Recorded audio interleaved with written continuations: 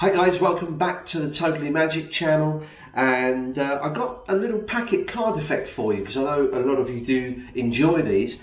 Because whenever you ask someone to take a card or think of a card, asking them to choose from an array of 52 can sometimes be a little bit daunting. So to make things a lot easier, I've grabbed a handful of cards and we're going to get you to choose one of these. Now, if we have a look at these, there's just several cards that I'm going to mix up to begin with, just to make sure that there's no particular order to them. You know what they say, magicians kind of subconsciously get you to pick the card they want you to pick, but I do want you to have an absolute free choice. You see, we got all of these cards here and I want you to pick any one. When I click my fingers, just go directly to the card that you are attracted to and touch it. It can be any one. Are you ready? 1, 2, 3.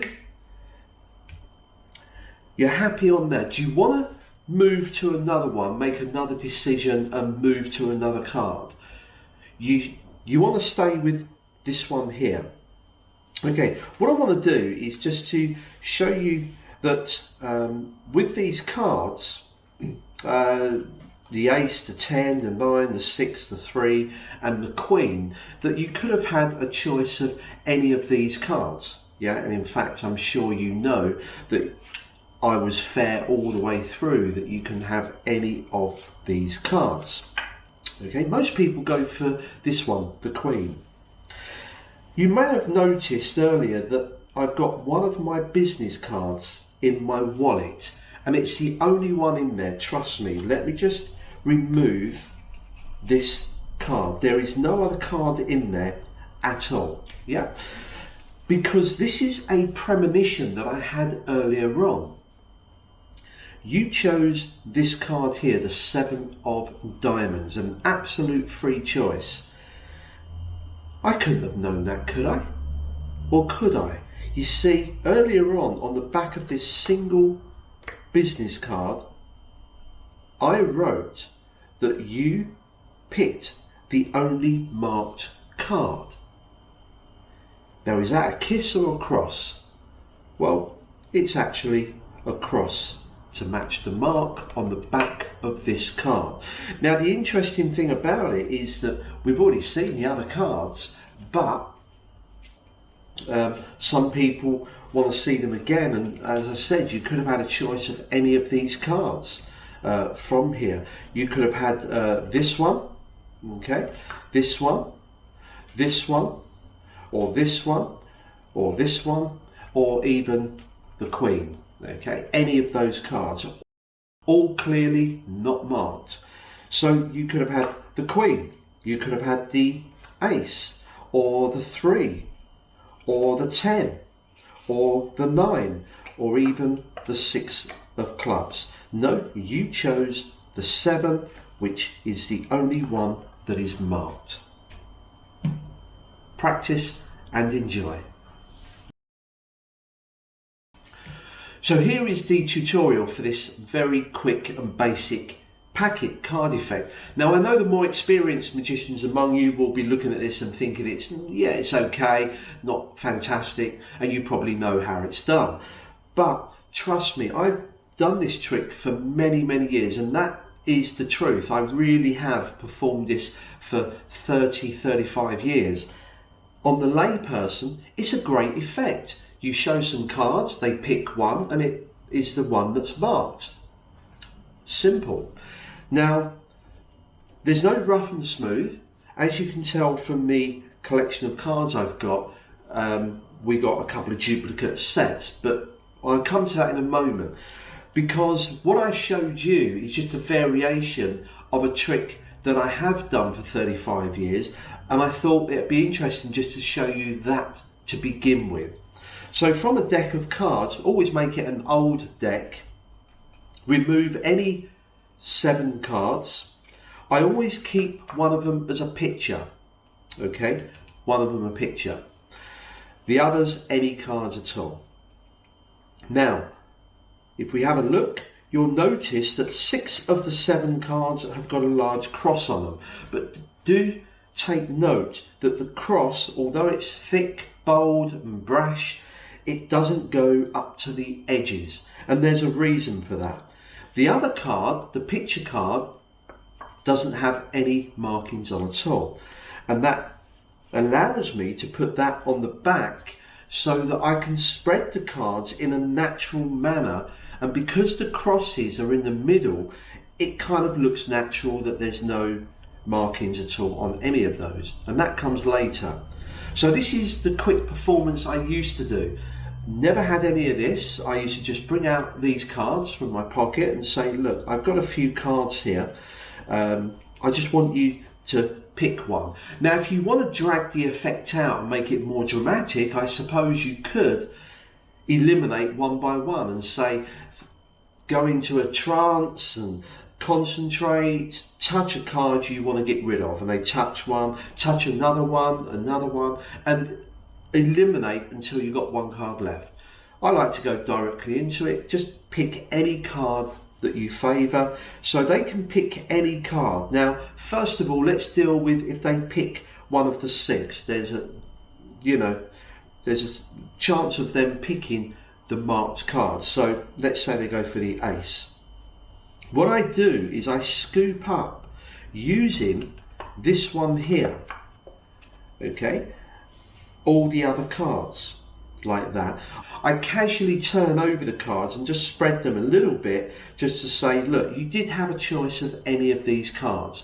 Now it looks clean, they look like regular cards, clean, and you say, look, you could have had this one, the 9 of clubs. Now I do a frustration move now. For those of you that are not familiar with the frustration, I will put a tutorial link just below this video in the description part, and go and have a look at that.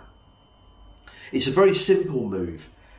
You hold the cards face up, your hand just grips them as you would normally over the top like that, fingers at the front, thumb at the back, and you turn your wrist over to show the back of what is apparently the 9 of clubs. Of course you're not.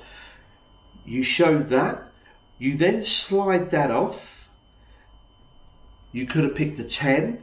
And can you see, all I'm doing in effect is showing the same card all the time. The illusion is great. When you learn this, you think, I'm never going to get away with this. Watch your favourite professional magician on TV. They all use this move a lot to show the same card. It looks as though I've shown all of them, and I even just dropped this one to look at those. There's nothing to hide, okay, and you can just say you could have had any of these. I put these away, they've seen these. So what's the big deal about this? Well, it happens to be the only one that I marked.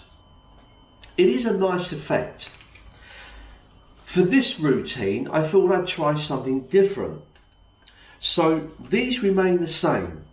6 marked cards, 1 regular queen. Oh, by the way, I know what you're all saying. Hang on a minute, back up a bit. You've forgotten to tell us what happens if they choose the queen.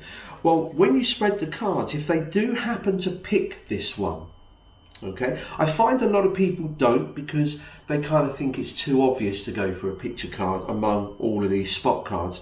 But if they did, then this is great. I say, listen, that was an absolute free choice. Yeah, I couldn't have forced you to take that. You see, what's strange is I knew you would not pick the 7 of diamonds. You definitely wouldn't. And to prove it, I crossed it out. I crossed it off the list. I knew you wouldn't pick the 9 of clubs. I crossed that off. And the 10, that's off the pecking order as well. And the 6, I knew you wouldn't pick this one or this one. The one that you did pick is the one that I didn't cross off the list. And it's the only one without the cross. And it works just as well. Some people think it works better that way because everything can be examined on there and they're looking for a cross or something like that. It's amazing. So that's how that works, and that's how I've performed this for 35 years. and it works really well. For this video, I just thought I'd change it a little bit. Now again, you might prefer to do it this way, or you might like to include this variation. So very quickly, what have I got? Regular cards like we had before. If you've got a duplicate set, then get the same cards out again. Now if you haven't, then just pick out the opposites. Yeah, so I've got the Ace of Hearts, I've got the Ace of Diamonds, the Three of Spades, the Three of Clubs. Trust me, nobody will spot that, because you're never going to mention the suits, just the values. A black 3, a black 9, a red 7. You see what I mean? So you get the same 7 cards if you can, or similar ones if it's the only pack you've got. And I've got the Queen here. Now you do need 2 duplicate Queens. I guess if you haven't got a spare pack and you are using a regular pack, some friends of mine do use stickers on the back of the cards rather than deface the cards, and they do this, but they use jokers. They use the 2 jokers from a pack. You get where I'm going. So that's that one. This one doesn't have anything on. I also introduced the written prediction. So I got a business card or any old piece of paper if you want, and you write on that you picked the only marked card. Okay. I've then got one of my favourite props in Magic, the Z Fold wallet, the Z Fold wallet. Okay. I've mentioned this on videos before. You can pick this little wallet up for less than 2 or 3 bucks from eBay. It's called a Z Fold or Z Fold wallet, depending where you're from. Okay, and it allows you to switch out whichever side you open up. So this is what I do, is I take these cards and I have these regular ones in a known order. Ace, 3, 6, 7, 9, 10. I just know that order. It's very simple. It's not a memory trick. Just 10, 9, 7, 6, 3 and Ace in order, and then the Queen on the front. I put this in the wallet like that with the Queen showing. I flip it over. I then put my prediction card in, and then I put these in, and it doesn't really matter what order you have. I do like to keep the Queen at the back just so that I don't flash any crosses if I accidentally pull these out and flip them over. And you put these in here and you're ready to start. So you introduce the cards and you say, look, I've got a small packet of cards here, but did you notice I never mentioned this because I may not need it if they pick the Queen? Yeah, so I just leave that. It's pretty obvious. You just put that down. They do think that's just a wallet to hold the cards. You show the cards and you even give them a shuffle. You spread them out. They pick a card. So let's say they pick, I don't know, the 9. Or no, let's go for a 3. Okay. Once again, I scoop these up. And I can just say, look, you had a choice of any of these cards. Let me show you these. We've got the black 9, the black 6, the Ace, the 7, the 10, and the picture, which most people go for, but you didn't go for that.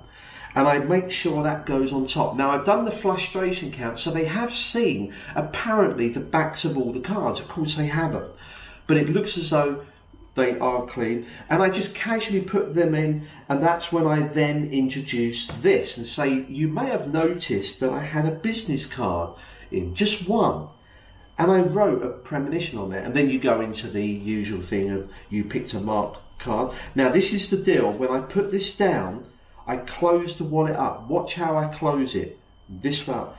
These are the marked cards. I flip it over because of course I've now done a switch.